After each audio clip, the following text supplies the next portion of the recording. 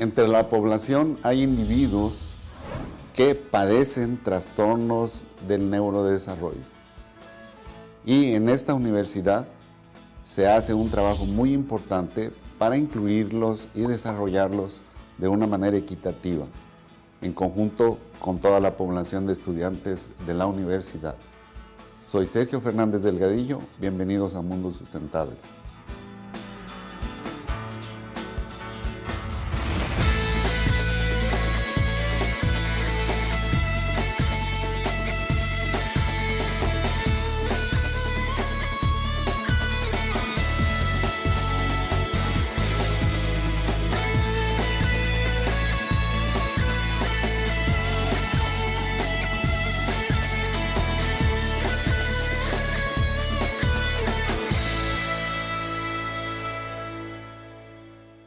Entre la población podemos encontrar desviaciones de salud, podemos considerar, sobre todo trataremos en este programa algunas relacionadas con el neurodesarrollo.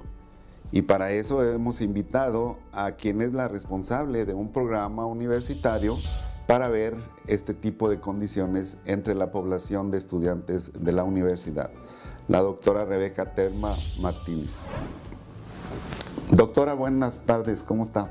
Bien, buenas tardes. Bienvenida a Mundo Sustentable. Muchas gracias.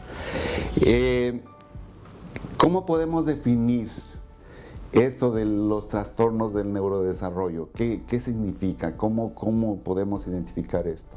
Sí, como bien lo dices, la universidad tiene un proyecto de inclusión educativa.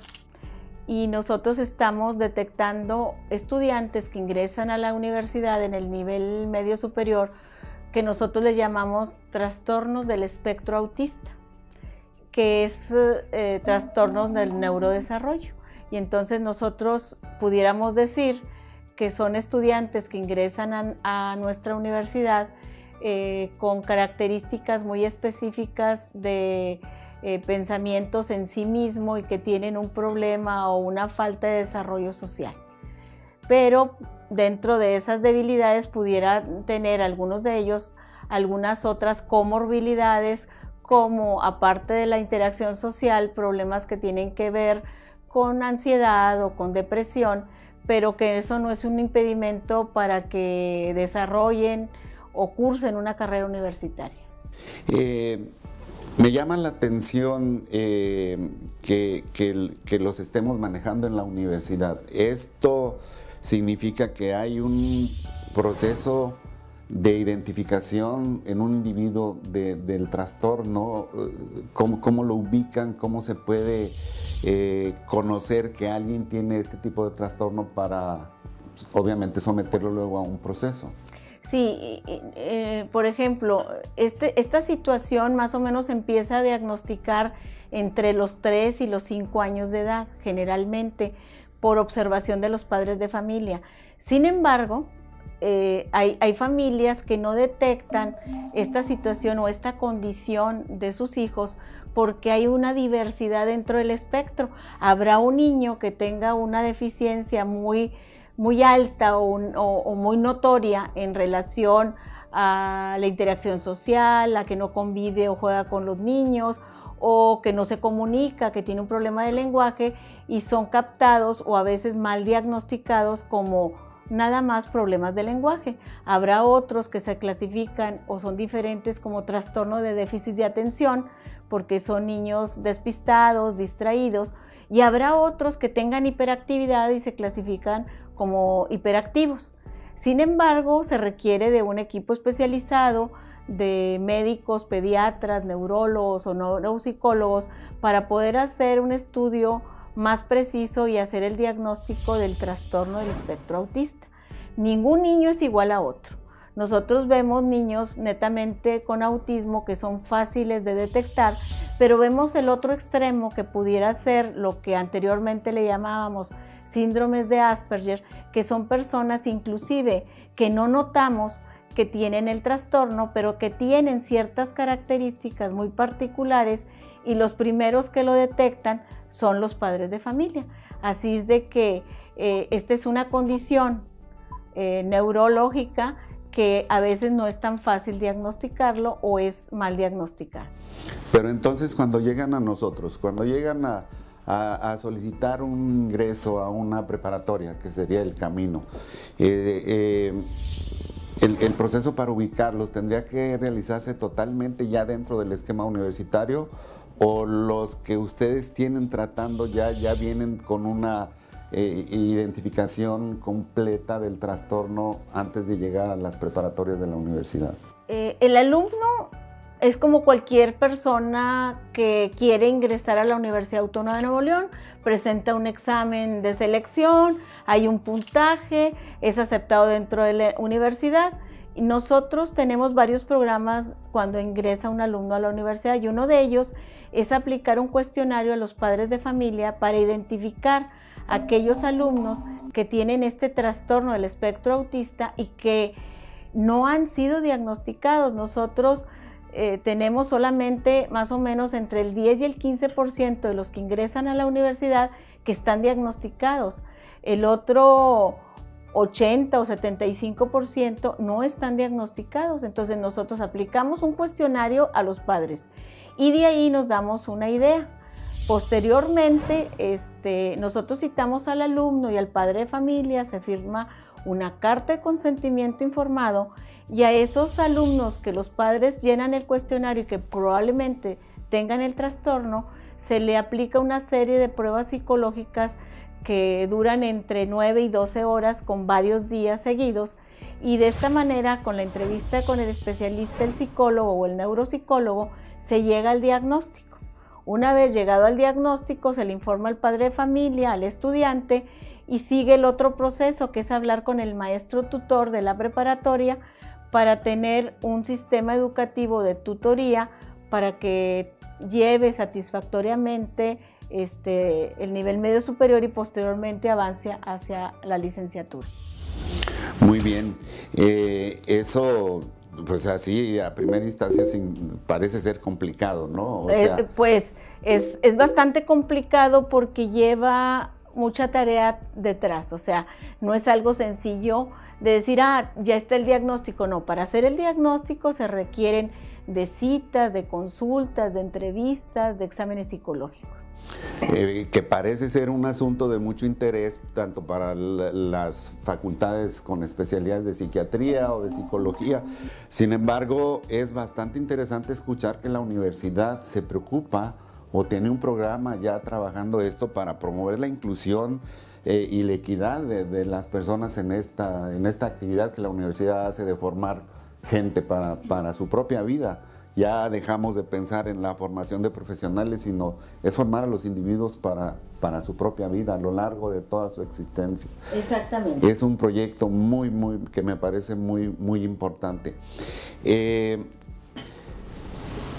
Me gustaría que nos platique, ya los tengo ubicados y ya me mencionó algunas cosas que podemos desarrollar, ya me habló de un profesor tutor, pero ¿cómo es el desempeño de estos muchachos ya en el medio en relación a los otros jóvenes?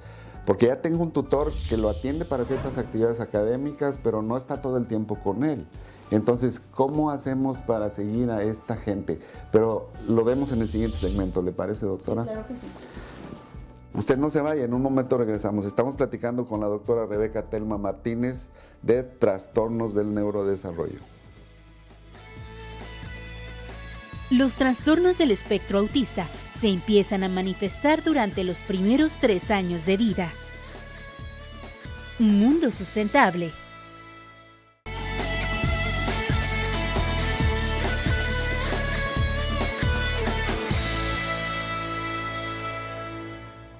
Ya estamos de regreso con usted en Mundo Sustentable y recuerde que puede vernos en cualquier parte del mundo a través de redes sociales o en la página de la universidad www.uanl.mx Sustentabilidad. Doctora Rebeca, platicábamos de cómo se da ya el movimiento de los muchachos en el ámbito de la universidad, ya los tengo identificados, ya nos explicó usted cómo. Pero a mí me gustaría saber cómo es su evolución y conducta dentro ya de los grupos juveniles ¿O qué antecedentes puede tener este muchacho precisamente de la convivencia con sus compañeros en una escuela? Sí, este es un tema sumamente importante para la familia, para el alumno y para la institución educativa en donde él se encuentre. ¿Por qué? Porque una vez que este niño pasa a ser adolescente y llega a la universidad, su mundo cambia. Han sido niños muy bulliados, con maltrato por parte de sus compañeros, por su forma de ser, por su falta de socialización. Son niños relegados, pero realmente el que sufre no es el niño, sino el padre de familia. Y cuando llega a la universidad, pues el panorama se abre porque dentro de las instituciones universitarias hay mucha diversidad. Y entonces tenemos los alumnos que tienen una forma de conducirse y comportarse que son muy extrovertidos, otros que les llaman o los nombramos muy nerd. Y entonces él se va a ubicar en el grupo de amigos donde mejor le acomode. Y entonces el éxito de un estudiante o un alumno con el trastorno del espectro autista va a depender también de qué tanta ayuda profesional haya recibido en la infancia, qué tanta ayuda haya recibido de sus padres y ahora cuando ingresa a la universidad, qué tanta ayuda va a recibir de los maestros en una universidad. O sea, las dificultades no las hace el estudiante con el espectro, sino las dificultades las hacemos los que estamos en el entorno de la situación de un estudiante con el trastorno del espectro autista. Entonces, ¿cómo se va a desarrollar? Pues feliz, contento y con un propósito de lograr una meta o un propósito importante en su vida, pero tiene que tener el apoyo y la ayuda de un maestro que lo entienda, que lo comprenda y que sepa cuál es el expertise preciso y exacto de una persona con estas características. Todos nosotros hemos aplicado a un sistema de orientación vocacional. Oye, quiero estudiar leyes, quiero estudiar medicina, quiero estudiar biología, etc. Y para eso hacemos una prueba. Entonces nosotros como maestros tenemos que saber para qué es bueno este muchacho. Habrá muchachos que sean buenos para los idiomas, habrá gente que sea muy buena para las matemáticas, pero que tiene debilidades muy marcadas en la organización, en la socialización, y entonces para eso están los maestros, para conducirlos y tutoriarlos para que termine con éxito una carrera universitaria. Si nosotros no intervenimos en cualquier nivel del proceso educativo, ese muchacho se va a perder, va a desertar de la institución universitaria y va a tener un fracaso laboral. Entonces es importante que la sociedad y las instituciones se involucren para tener éxito y, ¿por qué no? Yo les llamo garbanzos de a libra, porque si nosotros le prestamos la atención adecuada a algunos de los muchachos con esta situación, pudieran ser personas de un éxito profesional extraordinario. Me llama mucho la atención lo que me dice de cómo navegan ellos a lo largo del proceso educativo tengo entendido que sobre todo dentro del espectro, el síndrome de Asperger, las características es su poco desarrollo social o su poca habilidad para desarrollarse socialmente, pero también un obsesivo interés por sus propios fines, por sus propias metas. Esto lo podemos ver como que camina a lo largo de un proceso, y el bullying que usted me marca que sufren, pues a lo mejor pasa a importarles muy poco a ellos como individuos, ¿no? Y entonces se pasan los procesos. Y ahí es donde entra de manera importante el tutor que usted menciona, porque él tiene que entender esa situación del muchacho y ayudarlo a que progrese con sus propias condiciones, ¿no? Con sus propias características como individuo.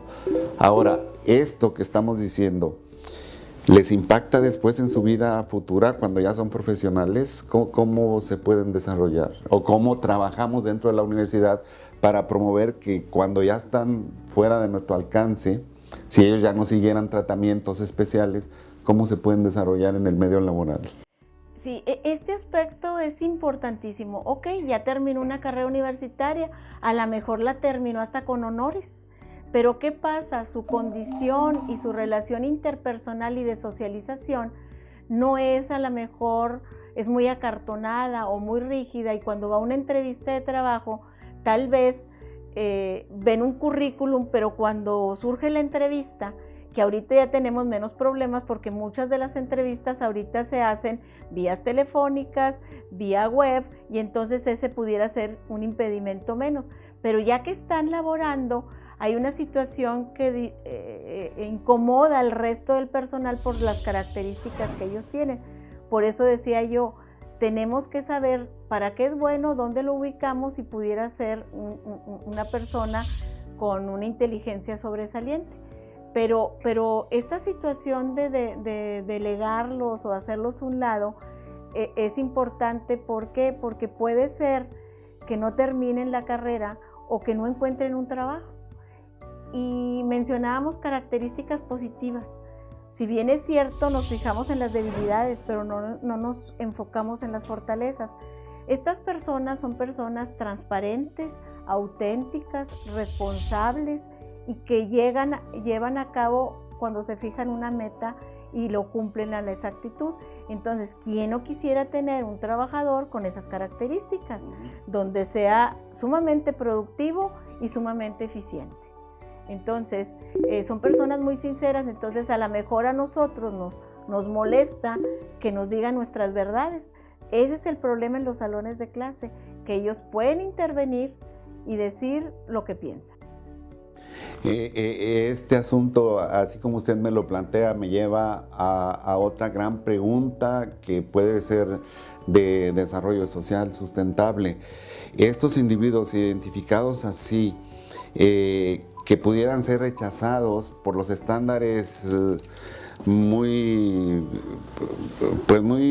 prototipo que tienen las empresas para examinar a las gentes que quieren ingresar a ellas, pudieran ser víctimas de menosprecio, de exclusión, de cosas que no son convenientes para el individuo mismo, a como pensamos ahora los derechos humanos? Yo creo que cuando no conocemos a las personas pudiera ser, pero si la empresa o el jefe lo conoce, es una persona que él no dejaría ir de la empresa y haría todo lo posible por conservarlo. Entonces, aquí lo importante es que más personas de la sociedad nos demos cuenta de que debemos de ser una sociedad de inclusión, no solamente la familia o las instituciones educativas, sino toda la sociedad deberíamos de tener este aspecto. ¿Por qué? Porque hay aspectos que desconocemos y que pueden ser muy importantes para una empresa. Nosotros sabemos de empresas internacionales y de gran éxito como Amazon, como Google. ¿Y qué pasa? Pues son eficientes porque ellos trabajan aislados en un desarrollo muy, muy personalizado que no tiene que ver con la interacción y la socialización, pero que a la empresa le deja ganancias multimillonarias. Claro. O sea, habrá que darles un ambiente adecuado para ellos. Es tiempo de hacer otro corte, doctora. Seguimos platicando de esto tan interesante. No se vaya, en un momento regresamos. Algunos de los autistas más famosos de la historia son Tim Burton, Beethoven y el mismísimo Albert Einstein. Mundo Sustentable.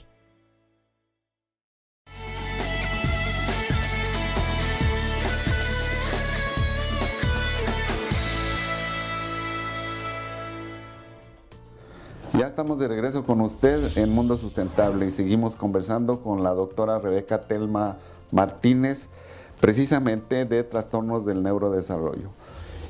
Doctora, platicábamos de este tipo de personas.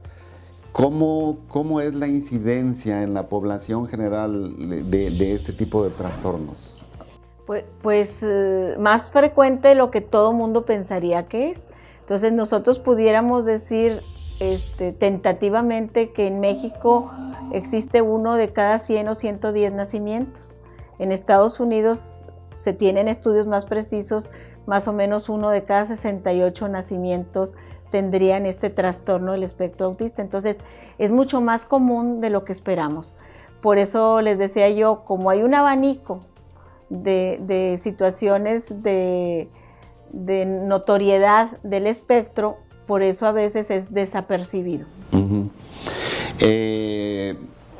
¿Y cómo se da entre ambos sexos? ¿Cómo es esta proporción? ¿Dónde incide más? Incide más, no, incide muchísimo más en el sexo masculino. Por cada 4 hombres tenemos una mujer. Entonces, dentro de la universidad, pues a lo mejor llegaremos a tener entre 7 u 8 mujeres, y el resto de ellos que ingresan a la universidad son hombres. Si pensamos que, bueno, un 1% de la población realmente no es despreciable, aunque usted también nos menciona que la variabilidad del trastorno es grande, ¿qué hacen las entidades gubernamentales? Porque, bueno, en este país nosotros podemos encontrar escuelas de educación especial para varios tipos de cuestiones que tienen que ver con trastornos. ¿Qué hacen las entidades gubernamentales por este grupo de personas? Yo creo que el elemento más importante en esta situación, como empujar y ver los derechos de estas personas, han sido la sociedad civil, incluidos los padres de familias. Hoy en día el Estado de Nuevo León tiene una ley para la ley de inclusión en todos los aspectos, también educativa, con trastorno del espectro autista, pero ¿quién ha empujado para que esto se realice? La sociedad civil, los padres de familia, y el gobierno, el Congreso ha tomado a bien instituir esta ley, pero falta mucho para hacer, muchísimo por hacer. La queja de los padres hoy en día es que no hay un sistema educativo verdaderamente de inclusión. ¿Por qué? Porque hasta ahorita no hay un sistema ni público ni privado de ningún nivel escolar donde haya una verdadera inclusión educativa.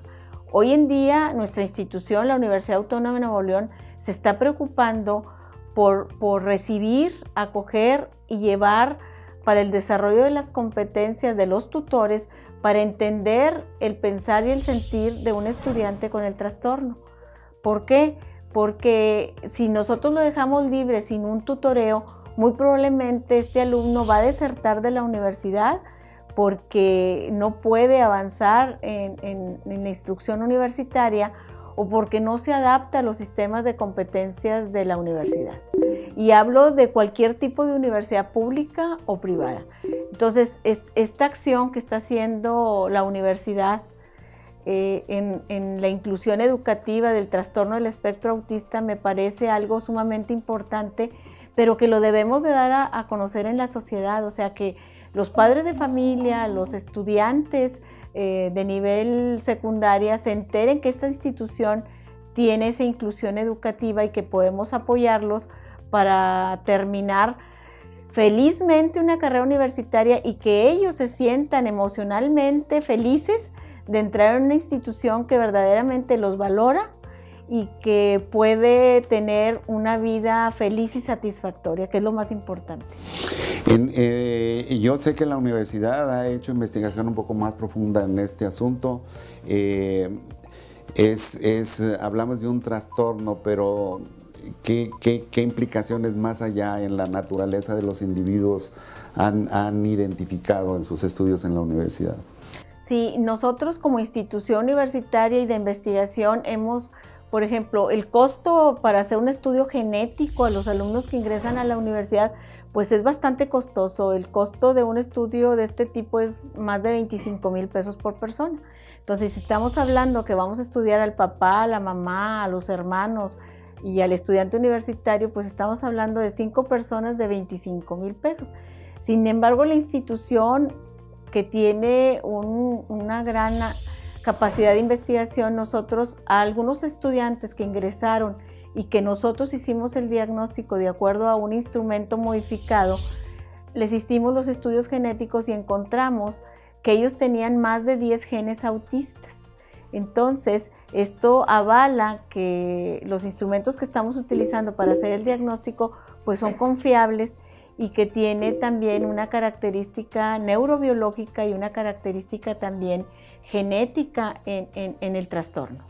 Eso debería de servir para profundizar más en el asunto de que las autoridades lo puedan entender más fácilmente como un derecho humano. Si ya es algo bien tipificado y además existe en la población, pues el gobierno debería de incluirlos de una manera muy equitativa en los derechos humanos de los individuos, ¿no? y aportar todo lo que sea necesario para que estas gentes pudieran desarrollarse de una manera normal con el resto de la población. Sí, es como la población en general, somos diversos, o sea, las personalidades son distintas y entonces, ¿por qué no? Si ellos tienen la capacidad intelectual y a veces superior a la de nosotros para poder desarrollar una actividad laboral de éxito, entonces lo que los traba a ellos es esa personalidad que a veces tienen una situación acartonada, repetitiva o que son poco sociables, ¿verdad? Pero fuera de eso, yo resaltaría más las cualidades que las debilidades. Entonces, tener una persona honesta, transparente, sincera, digo, es un valor muy importante dentro del ser humano. Muy bien, pues muchas gracias. Ha sido muy enriquecedor escuchar todo esto, darle el enfoque de sustentabilidad que nosotros estamos persiguiendo, que los derechos humanos son importantes para el desarrollo social, que la inclusión y la equidad son cosas muy importantes también para esta universidad. Le agradecemos mucho por habernos platicado de todo este asunto que sabemos que ustedes manejan aquí en el Centro Universitario de Salud. Sí, muchas gracias por la invitación y por hablar de este tema tan importante para la universidad. Gracias. Y mire todo lo que nos ha dicho la doctora Rebeca Telma. A fin de cuentas son individuos que viven entre nosotros, que tienen derechos igual que nosotros y por lo tanto las entidades gubernamentales los deben atender como nos atienden a todos los demás. Muchas gracias. Lo esperamos en Mundo Sustentable.